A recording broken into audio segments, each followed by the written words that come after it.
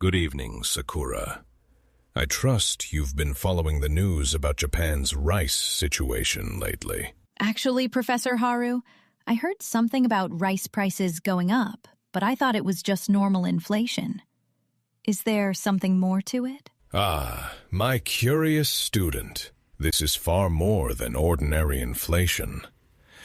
What we're witnessing is being called the Reiwa Rice Riots, the most serious rice crisis Japan has faced since the post-war era. Rice riots? That sounds dramatic. What exactly happened? Picture this. In just 18 months, the price of rice nearly doubled. In November 2023, a 5-kilogram bag cost around 2,000 yen.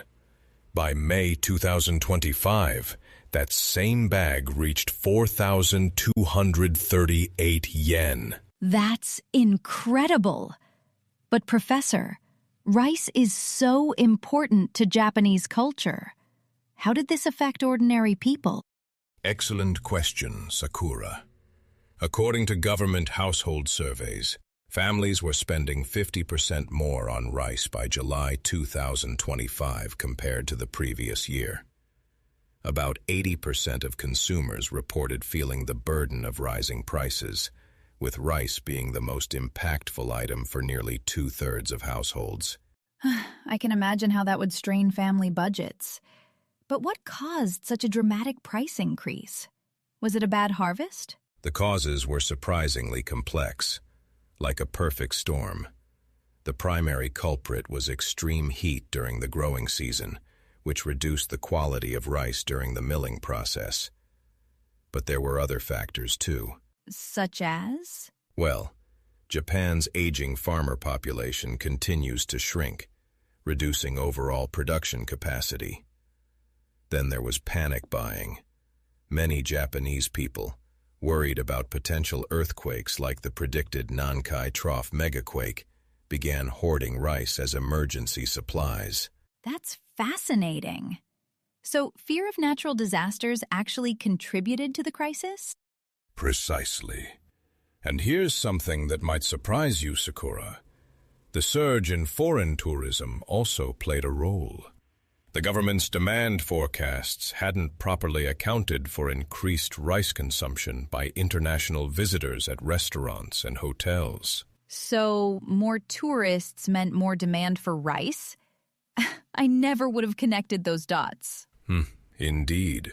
For decades, the Ministry of Agriculture had assumed rice demand would decrease by about 100,000 tons annually, due to population decline and changing dietary habits. But actual demand reached 7.11 million tons, far exceeding their projections. How did the government respond to this crisis? The government eventually released rice from strategic reserves. For example, Rakuten sold 10,000 tons of government reserve rice at 1,980 yen per 5-kilogram bag, significantly below market prices. However, many criticized the government's slow response. That must have helped somewhat, but Professor, I'm curious. How did businesses adapt to this situation? Businesses showed remarkable creativity, Sakura. Some major retailers, like Aeon, started their own rice farming operations, using automated tractors and sensors to reduce labor costs. They managed to sell their rice at 4,298 yen per bag. Companies farming their own rice?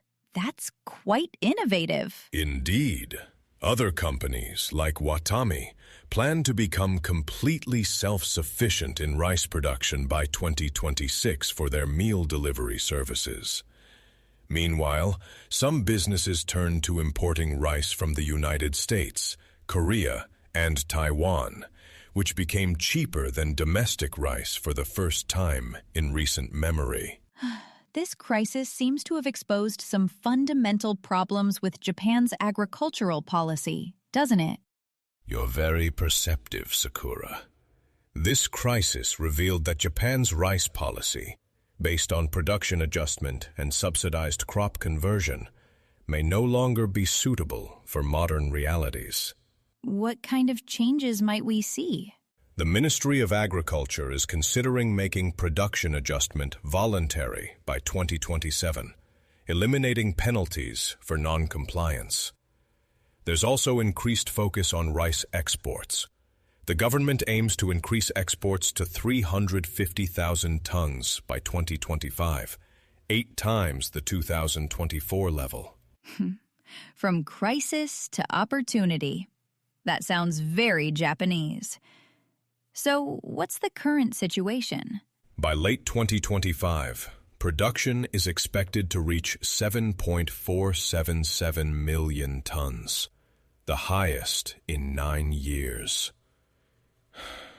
The immediate crisis appears to be subsiding, but it has taught us valuable lessons about food security, climate adaptation, and the need for more flexible agricultural policies. Professor, this has been incredibly enlightening. It shows how interconnected everything is, from weather patterns to tourism, from technology to traditional farming. Exactly, Sakura. The Reiwa Rice riots weren't just about rice. They were about Japan's relationship with change, tradition, and adaptation in an uncertain world. For any business leader or observer of Japan, this crisis illustrates the importance of understanding these deeper cultural and economic dynamics. Thank you, Professor. Our listeners now have a much richer understanding of this fascinating chapter in modern Japanese history. My pleasure, Sakura. Until next time, remember, even something as simple as a grain of rice can reveal the complexity of an entire society. You've been listening to Narrative Japan. Until next time, stay curious and keep listening for the whispers beneath Japan's economy.